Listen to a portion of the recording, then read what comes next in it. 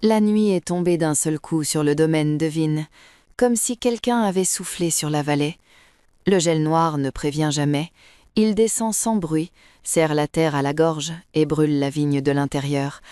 À mon âge, on apprend à reconnaître ces silences dangereux. Ils ressemblent à ceux des familles, quand tout paraît calme et que le pire est déjà en marche.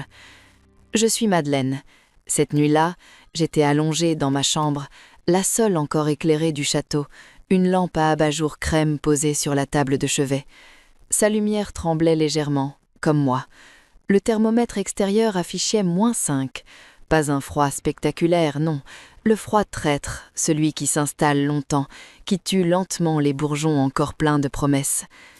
J'entendais au loin les premières alarmes antigel se préparer, ces sirènes que l'on espère toujours ne pas entendre. J'avais fait appeler mes 3 enfants, pas par un domestique, pas par un avocat, par moi-même. Ma voix, encore ferme malgré la fatigue, a suffi. Ils sont arrivés séparément, chacun avec sa façon bien à lui de traverser la cour gravillonnée. Julien, pressé, déjà au téléphone avant même d'avoir franchi la porte, claire, droite, élégante, le regard calculateur, comme si chaque pas devait rapporter quelque chose. Benoît, enfin, le dernier, celui qui regarde encore la vigne avant de regarder les hommes. Nous nous sommes retrouvés dans le grand salon, celui où leur père aimait recevoir les négociants. Le feu brûlait bas dans la cheminée, l'air sentait la cendre froide et le vieux bois ciré. J'ai demandé qu'on s'assoie. Aucun n'a osé parler en premier. Ils me regardaient comme on observe une barrique ancienne, avec respect apparent, mais surtout avec l'impatience de savoir ce qu'elle contient encore. J'ai posé sur la table basse un document soigneusement plié, un testament, non signé. Le papier était épais, ivoire, choisi pour durer. À côté, j'ai fait déposer un vieux coffre en chêne cerclé de fer, hérité de mon grand-père. La clé n'était pas visible, elle ne l'a jamais été. Certains secrets ne se montrent pas, ils se méritent. Alors j'ai parlé, lentement, sans hausser la voix. Je leur ai dit que je ne mourrais pas de vieillesse, que mon cœur n'était pas usé par le temps, mais empoisonné. Pas par un vin défectueux, non, par quelque chose de bien plus amer, la trahison. Je ne mourrai pas parce que je suis vieille, et je dis, je mourrai parce que ce cœur a goûté le poison venu de son propre sang. Le silence qui a suivi était plus brutal que le gel dehors. Julien a esquissé un sourire crispé, celui qu'il réserve au conseil d'administration quand une décision lui déplaît. Claire a croisé les jambes, parfaitement immobile, comme si elle évaluait déjà les conséquences juridiques de mes mots. Benoît, lui, a baissé les yeux. Il savait.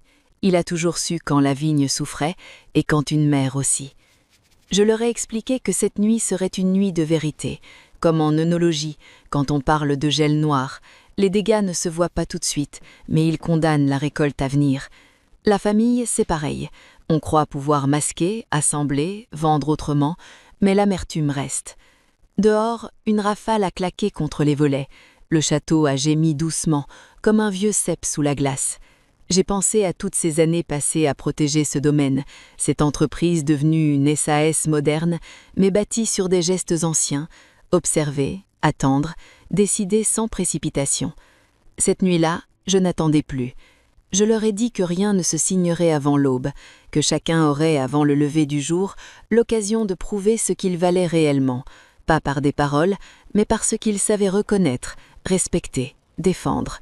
Le gel noir avait commencé son œuvre, et moi aussi. Ils avaient à peine eu le temps de reprendre leur souffle que je me suis levée.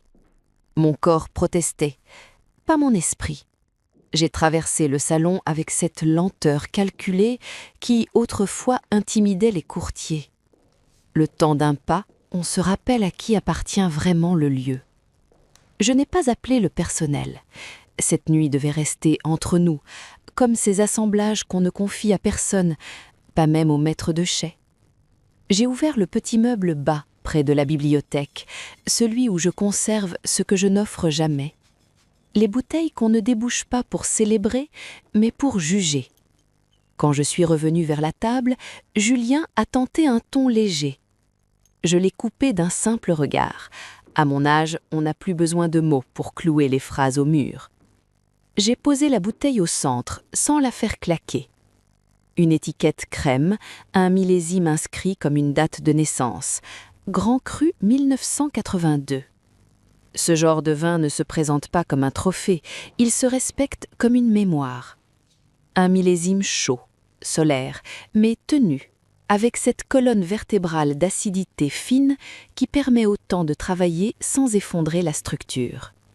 Je l'ai choisi parce qu'il ne pardonne pas les imposteurs.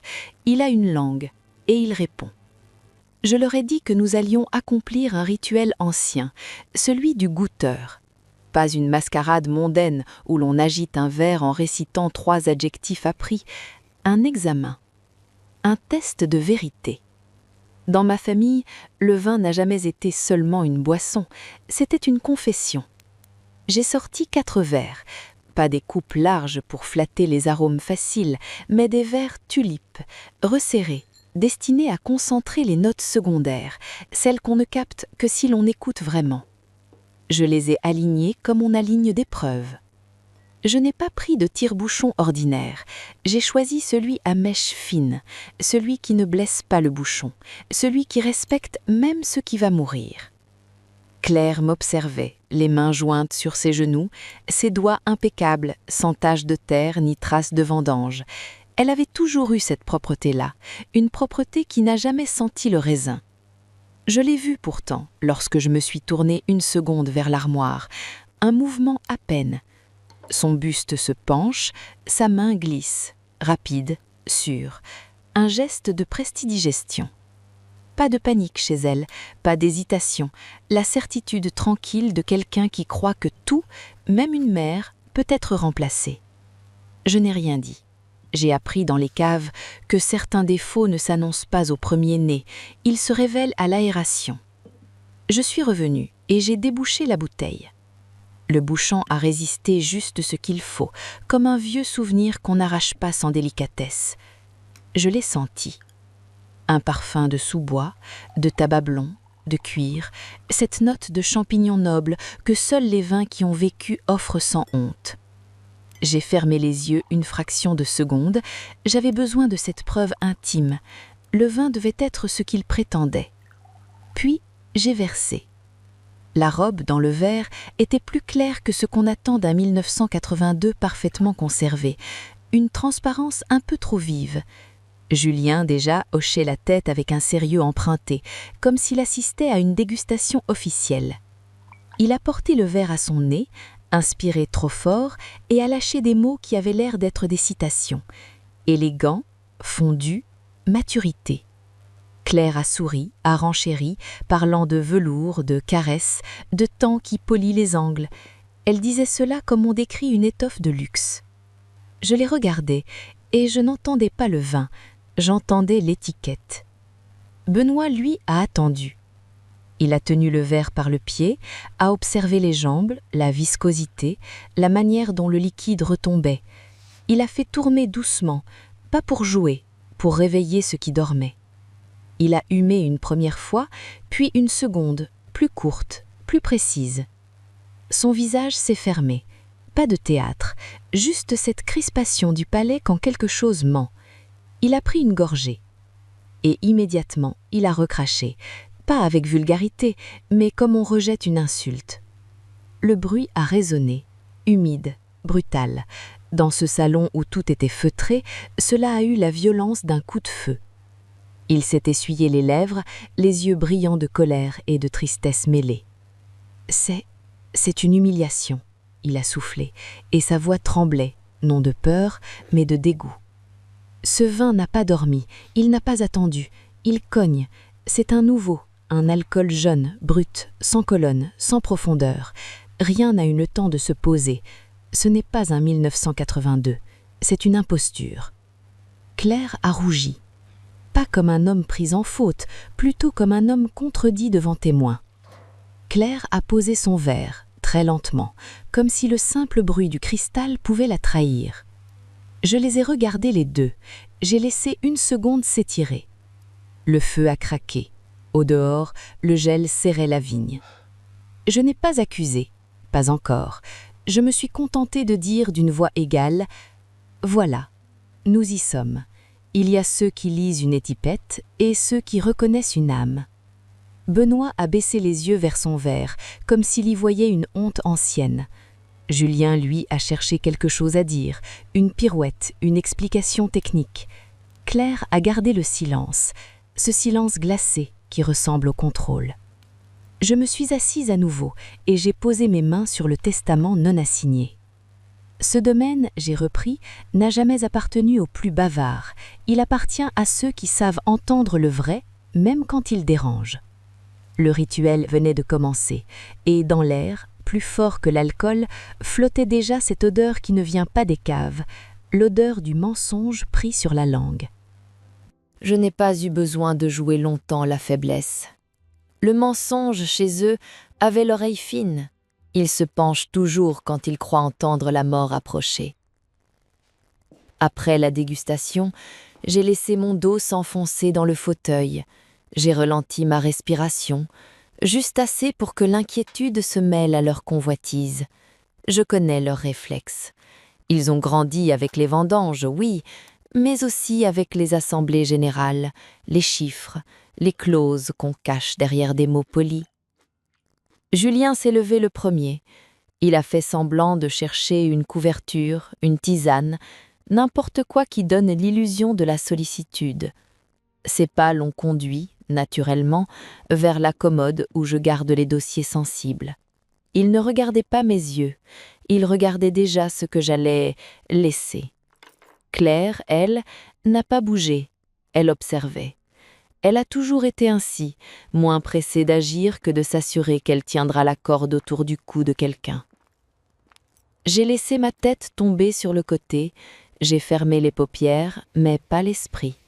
Dans ma poitrine, mon cœur battait avec régularité, comme un métronome. Ce n'était pas un évanouissement, c'était une scène. Et je savais que dans les thrillers modernes, le danger ne vient plus avec un couteau, il vient avec un appareil discret et une main sûre. Julien a sorti de la poche intérieure de sa veste un objet que je n'avais vu qu'à la télévision, dans ses reportages sur les identités volées. Un petit boîtier noir, lisse, avec une surface brillante et un voyant minuscule. Il l'a approché de mon visage, à la hauteur de l'œil. J'ai senti l'air se déplacer, cette proximité glaciale, intime, obscène. Puis il a pris ma main, comme un fils modèle, et a pressé mon doigt sur un capteur. Je n'ai pas bougé. Il murmurait des choses à son téléphone, à peine audibles, des codes, des confirmations, le genre de phrases qu'on prononce quand on veut que la machine vous obéisse, pas quand on parle à une mère. Je savais ce qu'il cherchait, le contrôle. Pas seulement les parts, pas seulement l'argent, le pouvoir de décision. Dans une SAS, tout peut être organisé, verrouillé, distribué, droit de vote, clause d'agrément, pacte d'associés, délégation. On peut même loger la gouvernance derrière une couche numérique, un coffre-fort électronique, une plateforme de signature, un registre dématérialisé. Julien croyait être moderne, il croyait que le monde se plie à ceux qui savent appuyer au bon endroit. Ce qu'il ignorait, c'est que la modernité laisse des traces, et que j'avais passé ma vie à comprendre les traces, celle de la terre sur une botte, celle d'une oxydation dans un verre, celle d'un mensonge dans un regard. Claire s'est levée à son tour, elle a glissé la main dans son sac, a ajusté son foulard, et j'ai vu l'angle parfait de son buste, comme quelqu'un qui range quelque chose alors qu'il vise, une caméra, minuscule, fixée sur sa poitrine, à la hauteur du cœur. Elle filmait. Pas pour me sauver, pour tenir Julien. J'ai senti cette seconde où l'alliance se fissure. Julien, concentré, ne regardait pas sa sœur. Il ne savait pas qu'elle recueillait sa trahison comme on recueille un vin rare, pour le vendre au plus offrant. Quand le boîtier a émis un petit bip, Julien a expiré, soulagé. Il a tapé encore, vite, comme si chaque seconde gagnée sur ma faiblesse était une victoire. Puis il s'est arrêté net. Il a levé les yeux, il a croisé le regard de Claire, et dans ses pupilles, j'ai vu passer quelque chose de très humain, la peur d'être pris, non pas par la justice, mais par sa propre famille. Claire a esquissé un sourire presque tendre, le sourire d'une femme qui vient de se fabriquer une arme sans bruit. Et moi, dans mon fauteuil, je continuais de dormir, mais à l'intérieur, je comptais les battements, je comptais l'épreuve, je comptais le moment où dehors, le gel noir mordrait les vignes et où dedans, ils commenceraient à se mordre entre eux. La sirène antigel a hurlé au loin comme une bête blessée. Ce n'était pas une alarme de château, ni un caprice technologique. C'était le cri de la vigne. Un son long, continu, qui traverse les murs et vient se poser sur la peau, là où on garde ses peurs. J'ai ouvert les yeux, cette fois pour de vrai, et j'ai vu à travers les vitres une buée fine se figer en dentelle. Benoît s'était déjà redressé. Chez lui, le corps obéit au domaine avant d'obéir à l'orgueil. Il a saisi sa veste, a regardé l'horloge, puis moi, comme on cherche un ordre silencieux. « Il faut sortir », a-t-il dit simplement. Julien a soupiré, comme si on lui demandait de porter des seaux d'eau dans une réunion. Claire a tapoté l'écran de son téléphone, l'air de vérifier une information urgente, alors qu'elle ne faisait que se protéger derrière une lumière bleue. J'ai senti dans ma poitrine une fatigue ancienne, pas celle des années, celle des déceptions. Pendant des décennies, j'ai veillé sur ce domaine comme on veille sur un enfant malade. Nuit à guetter l'humidité, matin à goûter le mou, saison à négocier avec la nature. Et voilà qu'il fallait encore rappeler à mes propres enfants que la vigne n'est pas un décor. Benoît a insisté. Les bourgeons à cette époque sont comme des lèvres encore fermées sur un secret. Un seul degré de trop et la promesse devient cendre. Il parlait des bougies antigel, des chaufferettes, du vent à créer, du temps à gagner, des gestes concrets, presque archaïques, mais qui sauvent un millésime. Julien, lui, n'écoutait pas la vigne. Il écoutait autre chose, des chiffres qu'il imaginait déjà sur une présentation, une reconversion, un projet, un mot propre pour dire qu'on tue une terre en la maquillant. Quand Benoît a ouvert la porte du hall pour aller chercher les clés du hangar, Julien a bougé. Vite, trop vite. Il a refermé les battants d'un coup sec. Le bruit du verrou a claqué comme une sentence. Benoît s'est retourné, surpris. Il a tiré la poignée, une fois, deux fois. Le bois massif ne cédait pas. Derrière la porte vitrée, je voyais son souffle se transformer en nuage, aussitôt avalé par le froid. « Julien, ouvre !» Ce n'était pas une supplique, c'était une évidence. On n'enferme pas quelqu'un dehors par ce temps-là, pas dans ce domaine, pas dans une famille. Julien s'est avancé, le visage lisse, les mains dans les poches, comme s'il visitait une maison témoin. « Laisse », a-t-il dit, « une saison peut mourir, ça se remplace. Un vignoble, ça se transforme. On ne va pas brûler des bougies pour des cèpes qui rapportent moins qu'un projet propre. » Je l'ai regardé comme on regarde un vin qu'on croyait noble et qui révèle soudain une odeur de métal, une déviation, un défaut profond. Benoît a frappé au verre, du plat de la main, une fois, puis plus fort. Ses yeux me cherchaient à travers la porte, pas pour que je le sauve, mais pour que je voie, pour que je comprenne jusqu'où son frère pouvait aller. Claire s'est placée à côté de Julien, sans le contredire. Elle ne souriait pas. Elle approuvait avec cette neutralité des gens qui pensent que tout acte est stratégique. Dehors, le gel mordait déjà, les pelouses devenaient dures, les pierres blanchissaient. Les silhouettes des rangs de vignes s'effaçaient sous une brume basse. Benoît tremblait, mais il tenait encore debout. Il avait le froid des travailleurs, pas celui des touristes. J'ai senti monter en moi une colère lente, dense, comme un vin réduit trop longtemps. Une colère qui ne crie pas, qui note, qui retient. Je me suis levée, sans précipitation. J'ai posé ma main sur le dossier d'une chaise, comme pour prendre appui, mais c'était surtout pour ne pas leur offrir le spectacle d'une mère affaiblie. Julien a regardé, sûr de lui, et j'ai compris à cet instant que le vrai gel noir n'était pas dehors. Il était dans mon foyer. Je n'ai pas ouvert la porte tout de suite. C'est cela, vieillir. Apprendre que la réaction immédiate nourrit parfois le monstre. J'ai laissé Benoît dehors quelques secondes de plus, non par cruauté, mais pour que le geste de Julien prenne tout son poids. qu'il ne puisse pas dire plus tard que c'était un malentendu, que la serrure a coincé, que personne n'a compris. Les actes, comme les vins, ont besoin d'un temps de contact avec l'air pour révéler leur vraie nature. Puis j'ai fait 2 pas et j'ai tourné la clé. Le courant d'air a balayé le hall. Benoît est entré en titubant, les mains rouges, le visage blanchi par le froid. Il n'a pas pleuré. Il a simplement posé sa paume sur le mur, comme on touche une pierre chaude après une nuit trop dure. J'ai senti sa honte plus que sa douleur, la honte d'être traité comme un intrus dans la maison qu'il entretient. Julien a levé les épaules, déjà prêt à transformer la scène en anecdote. Je n'ai pas donné à mon fils le plaisir d'une dispute. Je l'ai regardé, longtemps, et je lui ai offert un calme qui coupe plus que des cris. « Nous allons terminer », ai-je dit. Ils ont tous 3 compris que je ne parlais pas de la soirée, ni même de la gelée. Je parlais d'un cycle, d'une époque. Je me suis dirigée vers la petite salle à manger, celle où l'on fait les dégustations sérieuses, loin des lustres et des grands discours. J'ai allumé une seule applique, la lumière dessinait des ombres nettes, comme des lignes de preuve. Sur la table, j'ai posé une carafe d'eau, 4 verres et une bouteille que je gardais depuis longtemps pour une autre occasion. Une bouteille sans prestige apparent, mais choisie avec soin. Le dernier rituel, ai-je dit, le vin de la réconciliation. Claire a esquissé un sourire prudent, Julien s'est redressé, méfiant mais attiré malgré lui.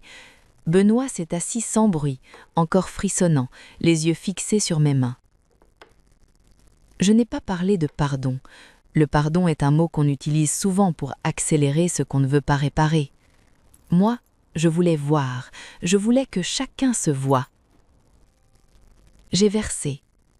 Le vin avait une robe sombre, profonde, presque noire sous la lumière. Un vin qui ne se donne pas d'emblée, il demande du courage au palais. Je les ai servis à la même hauteur, avec cette précision presque maternelle que j'avais autrefois quand je faisais les parts de gâteau pour qu'aucun ne se sente lésé. Ironie tendre et cruelle. « Buvez », ai-je dit, « tous ensemble ». Ils ont porté le verre à leurs lèvres, Julien a bu d'un trait comme s'il voulait en finir, Claire a pris une gorgée plus petite mais suffisante, Benoît a bu lui, comme on accepte un geste symbolique sans y croire tout à fait. Quelques secondes ont passé, et la couleur est montée. Sur les lèvres de Julien d'abord, puis sur sa langue, une teinte sombre, violacée, qui a basculé vers un bleu presque noir. Claire a porté la main à sa bouche, surprise, et ses doigts sont ressortis teintés d'une trace étrange. Benoît a écarquillé les yeux, a regardé son verre, puis moi. Julien s'est levé d'un bond. « Qu'est-ce que c'est » Sa voix n'était plus celle du fils, c'était celle de l'homme qui comprend qu'il n'est pas en contrôle. Claire a reculé d'un pas, la gorge nouée, déjà en train de calculer l'angle de fuite. Je suis restée assise. Dans ma vie, j'avais appris des choses inattendues, pas seulement sur les terroirs et les élevages, mais sur les hommes, sur leurs peurs, sur leurs mensonges qui accélèrent le cœur jusqu'à le trahir. J'ai posé mon verre sans y toucher et j'ai dit d'un ton presque doux « Ce n'est pas un poison, c'est un révélateur ». Ils m'ont regardé, livide sous la lumière, avec cette panique primitive qui fait trembler les grandes certitudes. Et moi, au fond, je comptais encore, parce que je savais que la vraie dégustation allait commencer, celle où l'on ne triche plus avec les mots, celle où la peur fait tomber les masques comme un bouchon qui cède, enfin, après trop d'années de pression. Julien a porté ses doigts à sa gorge, comme s'il cherchait une pulsation qui lui échappait. Sa langue, dans la lumière, paraissait presque noire. Claire, elle, a attrapé son téléphone, réflexe de survie moderne, mais ses mains tremblaient trop pour taper correctement. Benoît me fixait, partagé entre l'horreur et une sorte de compréhension. Il devinait qu'il ne s'agissait pas d'un coup de folie, mais d'une mise en scène maîtrisée. Je n'ai pas élevé la voix, je n'ai pas jubilé. J'ai laissé leur peur remplir la pièce, comme un gaz. La panique, quand on la laisse monter, révèle toujours ce qu'elle protège. Respirez, ai-je simplement dit, et écoutez. Julien a secoué la tête, incapable d'obéir. Il faisait les 100 pas, heurtant une chaise, renversant presque un verre vide. Ses mots sortaient en rafales, incohérents. « Samu, urgence, c'est quoi ce truc? Tu as fait quoi ?» Claire a tenté de reprendre le contrôle, avec ce ton d'avocate qu'elle n'était plus vraiment, mais dont elle avait gardé la mécanique. « Maman, tu te rends compte de la gravité? Si quelqu'un a un malaise, tu… » Je l'ai interrompue, d'un geste lent. « Ce que vous avez sur les lèvres, ai-je dit, ce n'est pas la mort, c'est une teinture. Un bleu de méthylène à dose infime, utilisé depuis longtemps en médecine. Il colore, il affole, et votre esprit fait le reste. » Le mot « médecine » a frappé Julien comme une gifle. Il s'est arrêté net. Ses yeux, soudain, ont cherché autre chose que la sortie, une explication qui le sauve moralement. Mais il n'y en avait plus. Je me suis penchée légèrement en avant, et c'est là que la pièce a basculé. Non pas à cause de moi, mais à cause du son. Un grésillement discret, puis une voix, amplifiée, venue des haut-parleurs du château. D'abord lointaine, puis nette. Une voix d'homme, posée, professionnelle. Enregistrement en cours, veuillez parler distinctement. Julien a blêmi. Claire a tourné la tête vers les corniches comme si elle pouvait voir les fils derrière les murs. Benoît a retenu son souffle. Je n'ai pas eu besoin d'expliquer davantage. Ils avaient compris. Ils n'étaient plus seuls. Le salon, la salle de manger, le château entier étaient devenus une scène, et leurs paroles un procès-verbal de leur propre chute. La peur, alors, a fait son œuvre. Julien s'est approché de moi, trop près, ses yeux brillants d'une sueur froide. Sa voix s'est brisée sur un aveu qu'il n'avait sans doute jamais prononcé, même dans sa tête. J'ai juste baissé les doses, ces gouttes, le traitement. Je voulais qu'elle ralentisse, qu'elle signe, qu'elle arrête de résister. Ce n'était pas pour la tuer, c'était pour aller plus vite. Chaque mot semblait lui arracher quelque chose de la poitrine, et pourtant, il continuait, comme si parler était devenu sa seule manière de respirer. Claire a reculé, horrifiée non pas par le geste, mais par le fait qu'il le dise. Elle a voulu le faire taire, mais sa propre panique l'a trahi. « Et toi ?» ai-je dit, sans crier. Elle a ouvert la bouche, puis elle a compris qu'elle était déjà prise dans son propre piège. Sa voix est sortie sèche, presque mécanique. « J'ai signé », a-t-elle avoué. « Une promesse, une vente à terme sur les parcelles. J'ai engagé le domaine. J'ai vendu l'avenir avant la récolte. Ils m'ont promis une sortie, des liquidités, pour qu'on ne dépende plus de toi. » Le mot « toi » a claqué, comme une accusation, comme si ma prudence avait été leur prison. À cet instant, une porte s'est ouverte dans le couloir. Des pas feutrés, le majordome, et derrière lui une silhouette en manteau sombre, l'avocat du domaine, celui que j'avais fait venir plus tôt sous prétexte d'une urgence de gouvernance. Il n'a pas parlé, il n'a seulement regardé, et sa présence a donné un poids légal à l'air même que nous respirions. Julien a voulu se rattraper, se justifier, effacer, mais on n'efface pas une parole quand elle a déjà traversé des murs. La confession venait d'être servie. Et dehors, dans le gel, la vigne continuait de tenir, comme si elle, au moins, ne refusait de mourir avant d'avoir tout vu. Pendant une seconde, plus personne n'a bougé. Le château entier semblait retenir sa respiration, comme une cave au moment précis où l'on ouvre une barrique suspecte. On attend l'odeur, on sait que tout va se décider là. Julien regardait l'avocat comme on regarde un juge qui vient d'apparaître dans un cauchemar. Claire avait cessé de trembler. C'était pire, elle s'était raidie, figée dans une froideur de survie. Benoît, lui, gardait les épaules basses, encore marquées par le gel, mais ses yeux ne vacillaient plus. Il venait d'assister à ce qu'il redoutait depuis longtemps. la vérité mise à nu. Et ce genre de vérité ne se referme jamais complètement. Je me suis levée. Le simple froissement de ma robe contre le bois de la chaise a résonné comme un ordre. J'ai senti, sans les regarder, qu'ils attendaient une faiblesse, un vertige, une main portée au cœur, un geste de vieille femme qui s'excuse d'avoir été trop loin. Je ne leur ai offert ni excuse, ni tremblement. J'ai retiré, d'un mouvement calme, l'appareil d'assistance respiratoire posé près de moi. Non pas parce que je jouais une comédie, mais parce que je savais exactement quand je pouvais m'en passer. Je l'ai posé sur la table, à côté des verres tachés de ce bleu noir qui les affolait encore. « Vous m'avez cru mourante », ai-je dit. « Vous m'avez traité comme un obstacle, comme une serrure à forcer. » Je me suis tournée vers l'avocat. Il a incliné la tête, sans théâtralité. Dans la pénombre, on distinguait déjà la mallette, les dossiers, la rigueur de ceux qui vivent avec les preuves et non avec les impressions. Et puis, j'ai pris un autre objet. Une tablette, posée discrètement depuis le début sur un guéridon. Claire l'a reconnue trop tard. Julien, lui, l'a regardée avec l'arrogance de ceux qui pensent que l'électronique leur appartient par nature. 6 mois, ai-je dit. Cela fait 6 mois que j'ai cessé de vous croire sur parole. Je n'ai pas prononcé le mot de surveillance tout de suite, je l'ai laissé venir, comme on laisse venir l'arôme tertiaire après l'aération, lentement, inexorable. J'ai mandaté une société de cybersécurité, ai-je dit enfin. Pas pour vous espionner dans votre intimité, pour protéger la SAS, pour protéger le domaine, pour comprendre d'où venaient ces mouvements incohérents, ces demandes pressantes, ces signatures qui me parvenaient comme des couteaux enveloppés de velours.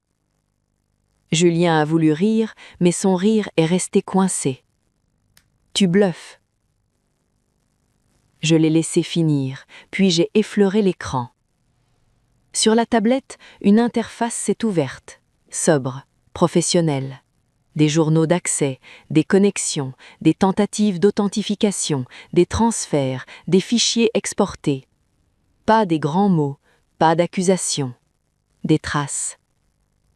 La vérité moderne n'a plus besoin de cris. Elle s'écrit en horodatage. Julien s'est approché malgré lui, comme attiré par sa propre chute. Son visage a changé quand il a vu son identifiant, répété, associé à des heures nocturnes, à des requêtes sur le pacte d'associés. « Impossible », a-t-il murmuré. Je me suis tournée vers lui. « Ton iPad, ai-je dit doucement, n'a jamais été seulement ton outil, il a été ton miroir. » Claire a eu un mouvement de recul, presque imperceptible, comme si elle venait de comprendre que sa caméra cachée n'était qu'un jouet dans une pièce où d'autres caméras existaient déjà. Je n'ai pas parlé de malware comme dans un film, je n'ai pas besoin d'effets. J'ai simplement expliqué l'essentiel, avec la précision qu'on met à décrire une fermentation. L'invisible travaille, et le résultat, lui, est incontestable. Chaque document que tu as tenté d'ouvrir, ai-je dit à Julien, a généré une copie scellée. Chaque tentative de signature a été enregistrée avec les métadonnées. Et ce que tu croyais effacé s'est dupliqué. L'avocat a posé sa main sur sa mallette et j'ai senti la réalité juridique entrer pleinement dans la pièce. Ce n'était plus une affaire de famille, c'était une affaire de société, de gouvernance, de responsabilité. Julien a balbutié quelque chose, un mélange de colère et de supplication. Claire, elle, a tenté une stratégie. « Maman, tu comprends, on a été poussés, c'était compliqué. » Je l'ai regardée, longtemps, et j'ai senti en moi une tristesse froide, celle qu'on éprouve quand on comprend que le vin est irrémédiablement bouchonné. On peut l'aimer, on peut l'avoir attendu, mais il est perdu. Vous n'avez pas été poussé, vous avez choisi. Je me suis tournée vers Benoît. Il était là, silencieux, presque effacé, comme il l'a toujours été. Et pourtant il tenait debout comme un cep ancien, tordu par les années, mais vivant. Ce domaine, ai-je dit, n'a pas besoin de prince, il a besoin de gardien. À cet instant, j'ai senti que quelque chose se renversait. Par la table, par les verres, le rapport de force. La reine n'avait jamais disparu. Elle avait seulement attendu que les traîtres parlent assez fort pour s'entendre eux-mêmes. Benoît n'a pas parlé tout de suite. Il a inspiré lentement, comme on respire au ras d'une cuve pour sentir si la fermentation prend bien. Son regard a glissé vers la porte du hall, vers la nuit dehors, vers la vigne qui l'appelait encore. Il avait sur le visage cette fatigue humble des gens qui savent que tout continue, même quand les familles s'écroulent. « Je reviens », a-t-il simplement dit. Julien a eu un rictus, moitié mépris, moitié nervosité, comme si l'on pouvait encore se moquer d'un homme qui travaille pendant que d'autres trahissent. Claire, elle, n'a rien dit. Son silence avait perdu sa superbe. Il sonnait creux. Benoît a disparu dans le couloir. J'ai entendu ses pas s'éloigner, puis une porte extérieure qui s'ouvre, la morsure du froid, le souffle de la nuit. Le château derrière nous restait immobile, mais je sentais sa vie intérieure, les haut-parleurs prêts, les enregistrements en sécurité, l'avocat qui attendait sans bouger, comme un notaire de l'ombre. Julien a commencé à parler pour remplir le vide, comme toujours. Il a tenté d'argumenter. On a voulu moderniser, tu ne comprends pas, les certifications, les marchés, on ne peut plus faire comme avant. Je l'ai laissé s'épuiser. Les justifications ressemblent souvent à des arômes de bois trop neufs. Elles masquent, elles ne réparent rien. Au bout d'un moment, Benoît est revenu. Il avait les joues rougies, les mains encore plus abîmées par le froid. Ses épaules étaient couvertes d'une fine poussière blanche, du givre ou peut-être la craie d'un vieux mur. Il tenait quelque chose dans sa paume, comme un trésor ridicule aux yeux des gens pressés, un simple bouchon de liège. Mais je l'ai reconnu avant même qu'il s'approche. Un liège ancien, dense, presque noirci par le temps, marqué d'une empreinte ovale. Pas celui qu'on trouve dans une bouteille de parade, non, celui d'un vin qu'on a réellement couché, surveillé, retourné, protégé. Le bouchon du vrai 1982. Benoît a posé le liège devant moi avec une lenteur respectueuse. Ses doigts tremblaient, pas seulement de froid, de ce mélange de fierté et de douleur qu'on ressent quand on apporte une preuve à sa propre mère. « Je l'ai trouvé », a-t-il simplement dit. Julien a eu un rictus, moitié mépris, moitié nervosité, comme si l'on pouvait encore se moquer d'un homme qui travaille pendant que d'autres trahissent. Claire, elle, n'a rien dit. Son silence avait perdu sa superbe. Il sonnait creux. « Dans la vieille cave, a ajouté Benoît, celle derrière le mur du chai. L'accès, tu sais, celui que seuls ceux qui portent des caisses connaissent. Le passage sous l'escalier, derrière les casiers vides. Je savais.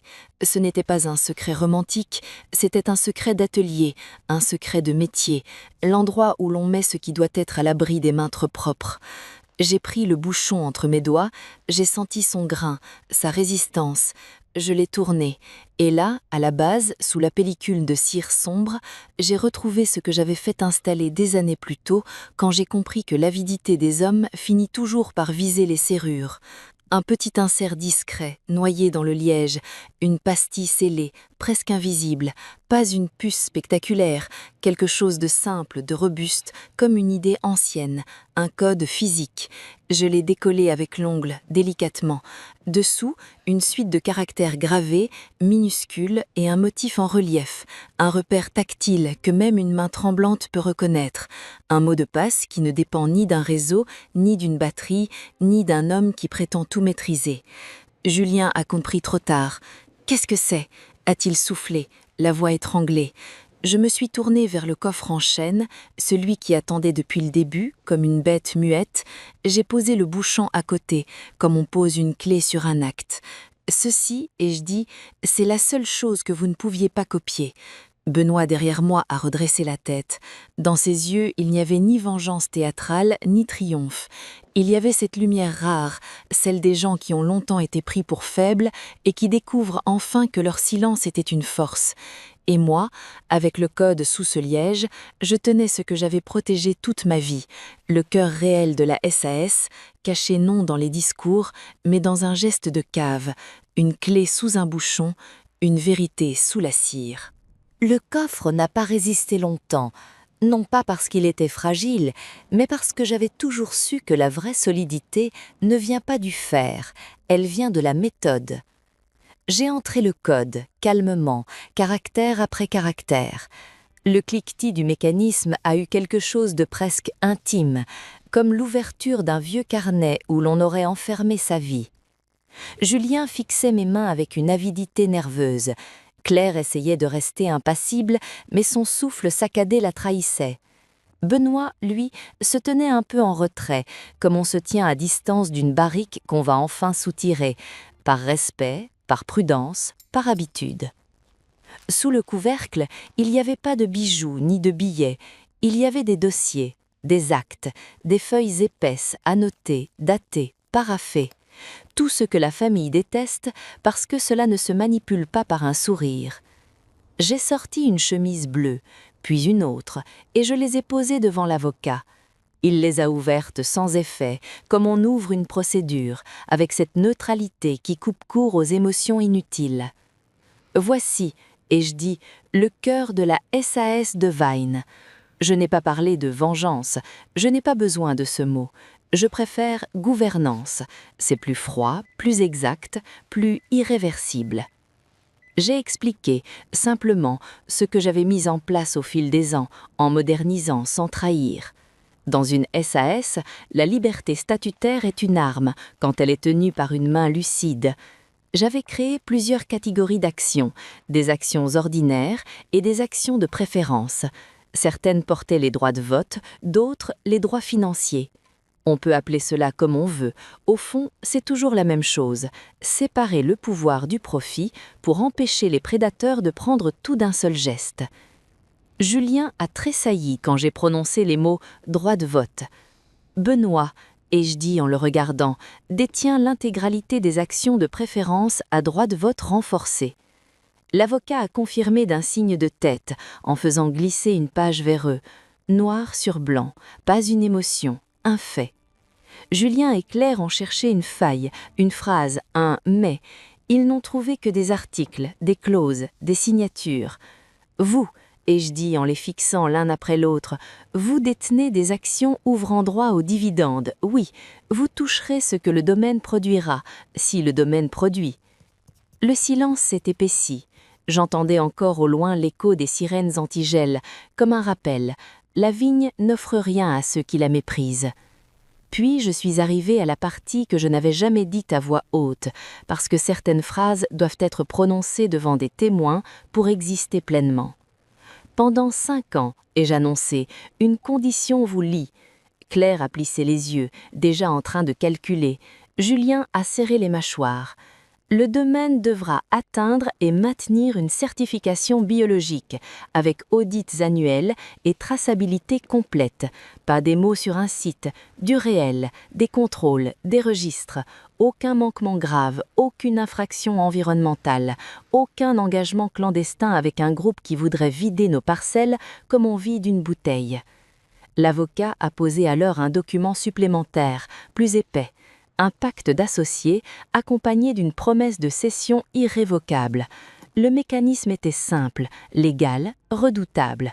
Si la condition n'était pas respectée, leurs actions seraient automatiquement cédées à un prix symbolique prévu au profit d'un fonds de dotation que j'avais créé pour soutenir les ouvriers agricoles, la formation viticole et la conversion des petites exploitations du secteur. Julien a laissé échapper un souffle égranglé. « Tu peux faire ça ?» Je l'ai regardé, sans haine. « Oui », ai-je répondu, « parce que j'ai appris avant vous que l'argent n'est pas le pouvoir. Le pouvoir, c'est d'écrire les règles avant que les loups n'entrent. » Claire a baissé les yeux. Pour la première fois, elle semblait comprendre que sa froideur ne la s'ouvrait pas de la logique. Benoît n'a rien dit. Il ne savourait pas leur chute. Il mesurait seulement le poids de ce que je lui confiais, la responsabilité, la terre, le temps. Et moi, au milieu de ces papiers, je sentais une paix étrange, comme après une vendange difficile, quand on sait que le raisin est rentré, que la cuverie est fermée et que désormais, la vérité fera son œuvre. Le matin s'est levé sans bruit, comme s'il respectait ce qui venait de se décider pendant la nuit. Le gel avait lâché prise. Sur les collines, une lumière pâle glissait entre les rangs de vignes, révélant les traces de la bataille invisible. Des bougies consumées, des mèches noircies, des flaques de cire figées autour des ceps les plus fragiles. Je me tenais sur le balcon du château, enveloppé dans un châle ancien. L'air sentait la fumée froide et la terre réveillée. À cette heure-là, on n'entend pas encore les discours, seulement le souffle du domaine qui reprend. En contrebas, dans la parcelle des hautes lignes, Julien et Claire travaillaient. Ils portaient des combinaisons grossières, trop grandes, empruntées au hangar.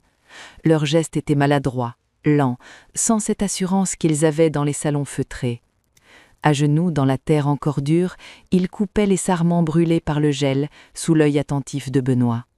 Pas de cris, pas d'humiliation inutile, juste le travail, répété, précis, exigeant.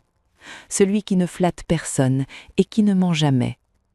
Benoît ne jouait pas au contremaître, il corrigeait un geste, montrait un angle de coupe, expliquait pourquoi il fallait sacrifier une branche pour sauver le cep entier. Sa voix était calme, il parlait à la vigne comme il parlait aux hommes, sans promesses excessives, sans menaces, avec cette patience qui construit plus qu'elle ne détruit.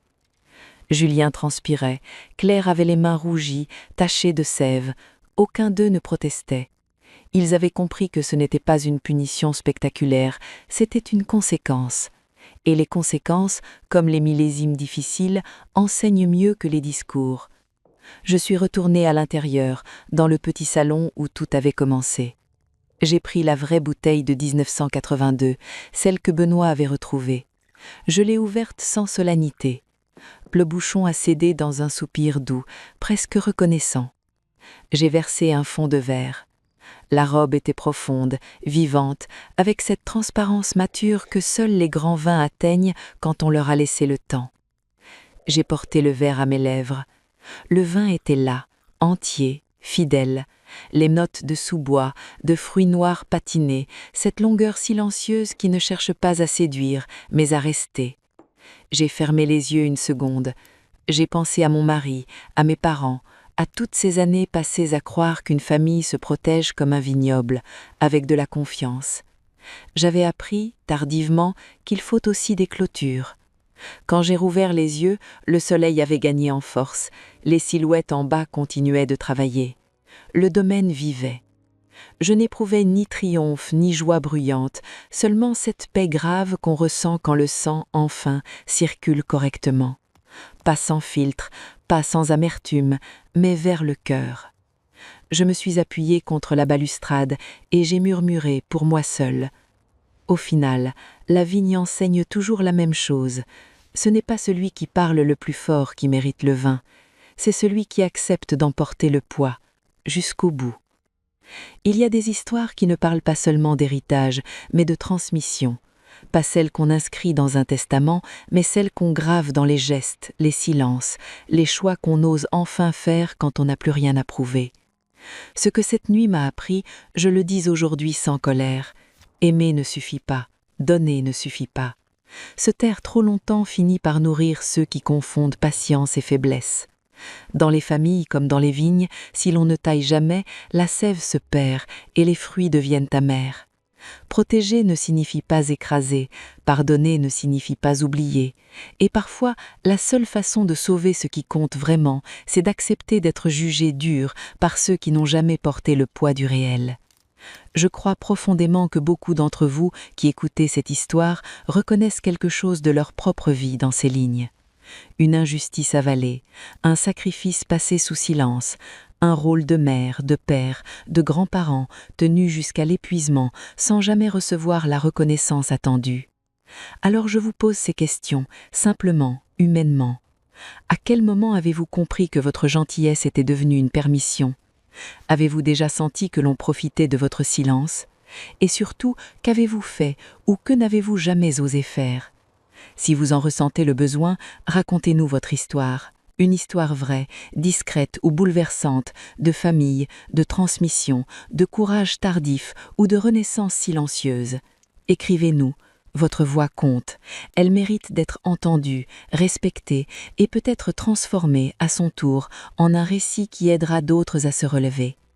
Parce qu'il n'est jamais trop tard pour reprendre sa place, et parce que même après les millésimes les plus amers, il existe encore des lendemains qui méritent d'être racontés.